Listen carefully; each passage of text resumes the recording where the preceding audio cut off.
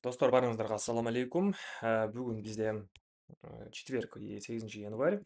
Бүгүн бизде торговля именно бот аркылуу болот достор да. Акыркы неделябыз ушу бот менен торговля кылабыз и в общем боттун результаттары өздөрү көрүп аткандагы деле аябай жакшы болуп атат.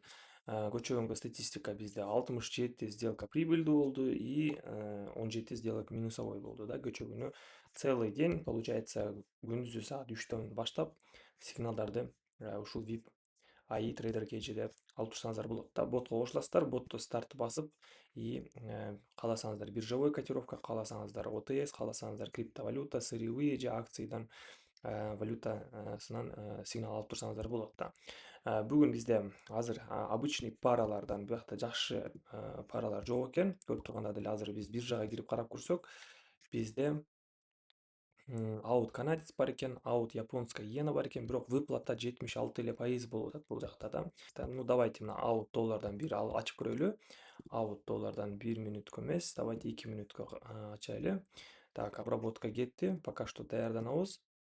Так, 2 мүнөткө. Так, вверх болуп чыкты.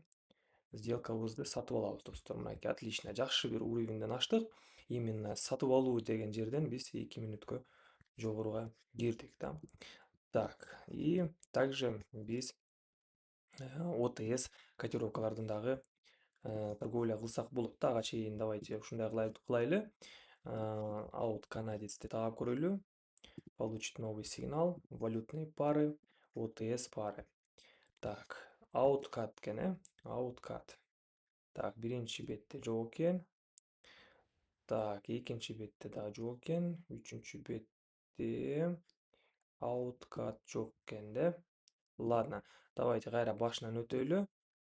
И давайте мына евро доллардан ачып көрөлү. Евро доллар барбы экен бизде? Да, евро доллар бар экен. Евро доллардан 2 мүнөткө сигнал алабыз. Так, анализ, вычисление, проверка из сигнала болуп атат. Евро доллардан так жогору деп чыкты. Так, бир сделка 2 мүнөткө жогору ача беребиз да. Так, биздин сделкабыз биржевой котировкадан сигнал алганбыз, покупка болду и бул жерде бизде көрүп тургандай деле прям идеально болуп жабылып атат. Биз прям уровень поддержкабыздан аштык да. То есть астыңкы уровеньдерден могул жактардан аштык да. Сигнал алып атканда сиздер өзүңүздөр анализ кылып көрсөңүздөр болот. Валютная паранага киресиңер, если сигнал покупка болуп атса и график тоже бир уровень поддержкада турса, эң астыңкыда да, то астыдан, конечно же, кире берсеңиздер болот да. Если сигнал үстүгө көрсөтүп атса, бирок график уже үстүдө жүрсө, анда сиздер ачпай деле койсоңуздар болот да. Кое туруп, просадканы кое туруп, анан кийин сделкага кирсеңиздер жакшы болот да. Так, сделкабыз плюс болду, отлично. И биздин евро доллар OTS-ибизден дагы 1 мүнөттөй бар. Бирок бул жакта бизде график көрүп тургандай деле уже кыйла эле астыга түшүп кетти. Давайте евро доллардан дагы бир жолу проверочный сигнал алып көрөлү. Возможно, бизде бул жерде уже смена болуп калган да. Сигнал уже алмашып калышы мүмкүн да. Бул жакта мына жок. Евро долларда бизде азыр покупкада деле көрсөтүп атат. Анда биз дагы бир жолу 2 мүнөткө суммабызды 2,5 эсе көбөйтөбүз дагы 2 мүнөткө жогоруга ача беребиз достор да. Так, и получается биз азыр перезаход кылып атабыз да. Мынакей график бизде бул жакта ачып атканда сигнал покупка болуп чыгып атты. График бирок астыга кетип түшүп кетти да. Биз дагы бир жолу сигнал алып атабыз. Сигнал алмашпаптыр. Дагы деле покупканы көрсөтүп атат. Значит, биз дагы астыраак уровеньден суммабызды 2,5 эсе көбөйтүп жогору ача беришибиз керекпиз да. Так, основной сделка минус, понятное дело. Давайте избранныйга коюп коелу. И также башка дагы бир валютный паралардан анализ алып турайлы да. Так, OTS пары. Бул жерде бизде ГБП доллар бар экен да. Давайте ГБП долларды издеп таап көрөлү. ГБП доллар бар экен, 92%. Көрүп тургандай деле азыр график астыда жүрөт. Давайте ушул валютный парадан биз сигнал алып көрөлү да 2 мүнөткө. Если вниз болуп чыкса, жок, покупка болуп атат. Ача беребиз туугандар 2 мүнөткө 100 долларга. 100 долларга 2 мүнөткө жогору ача беребиз да. Так, 1 мүнөттү коюп коеюн. мынакей азыр бизде көрүп тургандай деле график астыда жүрөт да, эң астыңкы позицияларда жүрөт. Ошондуктан биз смело кире берсек болот да жогоруга. Так, евро доллар. Евро доллар бизде кайрадан эле смена болуп кетип атат. 20 секунд. Давайте дагы бир проверочный сигнал алып көрөлү. Евро доллардан. Так, максимум бир 3-4 эле сделка ачабыз бир валютная парадан да. Так, обработка кетти. И акыркы 3 бир аз жетпей калды туугандар. Дагы эле бир жолу бизде сделкабызды жогору ачкыла деп атат да. Давайте дагы бир жолу решающий ачайлы. Так, 250 долларды биз 2,5 эсеге көбөйткөндө биз 625 доллар ачат экенбиз да. Все, смело кире беребиз. И получается бизде эки опцион ачылып турат. Евро доллар и GBP доллардан биз бул жакта эң астыңкы уровеньден покупкага аш деп көрсөтүп атты да ботубуз. Биз жогору ачтык. Если бы бул жакта сделкабызды сатууга аш десе, анда биз ойлонуп калсак болмок эле да, потому что график уже көптөн бери ылдыйга түшүп кетип атат и сигнал деле продать болуп атат да. Биз кое турсак болот да, мисалы пока сигнал покупкага көрсөтмөйүнчө да. Если покупкага уже көрсөтүп атса, все, биз уже покупкага ача берсек болот да, потому что бот мурда продать деген сигналдарды көрсөтүп келаткан и какой-то момент график уже кайта баштагандан кийин сигнал уже автоматически уже алмашат да, жаңы сигнал болуп чыгат. Ошол моментти дагы эске салып алыңыздар и сигналдар алмашканда дагы кирсеңиздер тоже полезно, тоже жакшы. Сделкаңыздар плюска жабылат. Так, GBP доллар сделкабыз плюска жабылды. Отлично. И давайте кийинки дагы бир валютная парадан сделка ачайлы. Так, OTS пары и доллар японская иена. Давайте ушуну карап көрөлү. Доллар японская иена. Так, 76 эле пайыз экен. Так, аут доллар OTS. Аут доллар OTS бар бекен бизде. Аут доллар OTS бар экен. Давайте ушудан сигнал алайлы. 2 мүнөттүк сделкабызды тандайбыз. Вычисление, проверка и анализ завершен. Сатып алуу деп чыкты. Так, бул жерде биз давайте 625 долларды 2,5 эсеге көбөйтөбүз и 1562 долларга биз сатып алабыз да. Бул жакта GBP. Дагы бир жолу проверочный сигнал аламын GBP доллардан 2 мүнөткө. Биз 1562 долларга биз 3-чү коленаны колдонобуз достор. 2 мүнөткө сатуу деп чыгып атат. Бул жакта по тренду сатууга ача беребиз туугандар. Валютная пара евро долларда бизде 3 подряд минус болду, Валютная парадан биз сиздер менен 100 доллар, потом 250 долларга ачканбыз, анан 625 долларга ачтык да. Получается бизде ушул валютная парадан 3 подряд минус кармадык. Бул валютная парадан кетебиз, болду. Бизде бул жерде эмнеге сигналыбызды покупкага көрсөтүп атты. Бул жерде бизде уровень бар экенин көрдү. Биздин ботубузда мынакей. Бул жерде уровень бар экенин көрдү. Далее бул жака уровеньге уже жакындап калганда сделкаларыбызды жогору ачкыла деп сигнал көрсөтө берет да үстүгө. Но бизде бул жакта тренд нисходящий болуп атты. Биз против тренда торговля кылып аттык, получается бул жакта.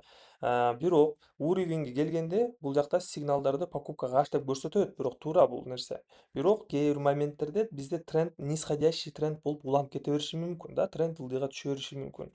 Ошондуктан бул жакта бизде бул уровень пробой болду. Уровень реакция бербеди. Ошондуктан бул валютная парадан биз күтөбүз и сигнал покупка эмес, а сатууга деп чыга турган болсо, сигнал алмашат да, ошол моментте биз сделкага киришибиз керек биз туугандар.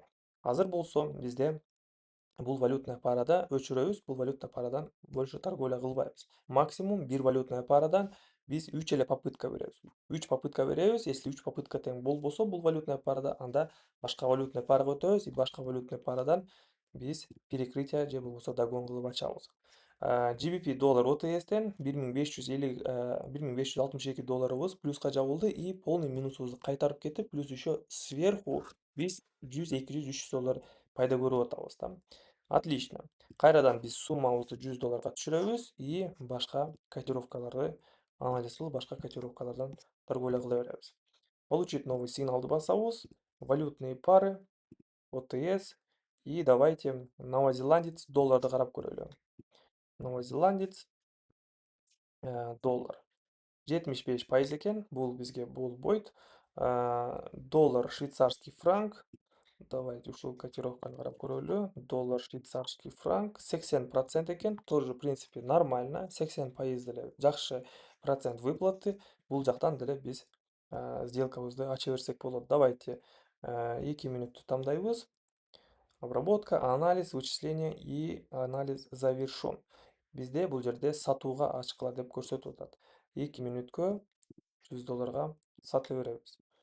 Бул валютная парада бизде горизонтальный скальпинг боло баштаптыр. Көрүп тургандагы эле сигнал бул жакта мурда восходящий болуп келген. Далее бизде график көтөрүлүп кете берип эле бизде могул жерде бул уровеньди обозначить этти, уровень сопротивленияга келип токтоду, дальше жогору кете албай атат. Значит, бул жакта график дагы астыга түшүп келиши мүмкүн. Приблизительно ушул жактарга чейин дагы түшүшү мүмкүн да. Вот ошондуктан биз бул жакта ботубуз да АИ сделкабызды сатууга ачкыла деп көрсөтүп атат.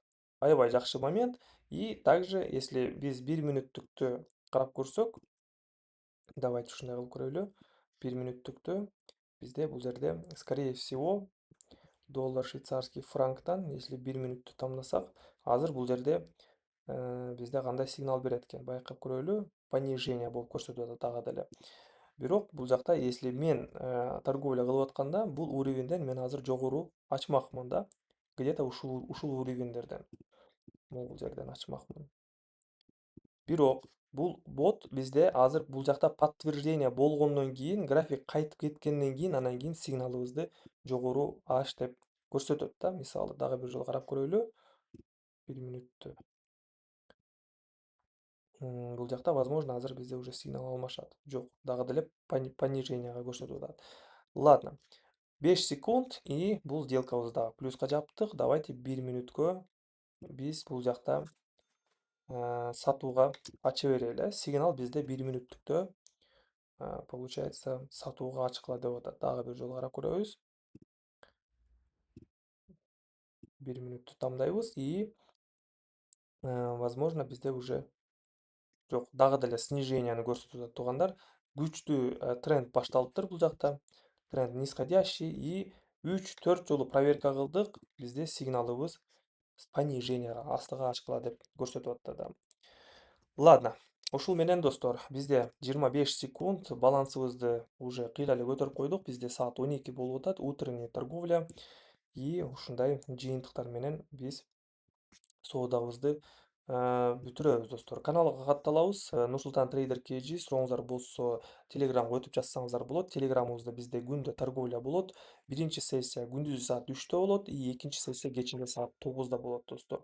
Обучение дагы бар. Обучениялар бардыгы VIP чатыбызда болот. Ким кошулгусу келсе, жазып, кошулуп, катталып, обучениябыздарды баштасаңыздар болот достор да.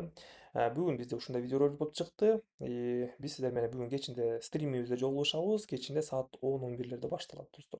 Сиздер менен мен Нурсултан. Кийинки видеодо көрүшөбүз. Баарыңыздарга ассаламу алейкум.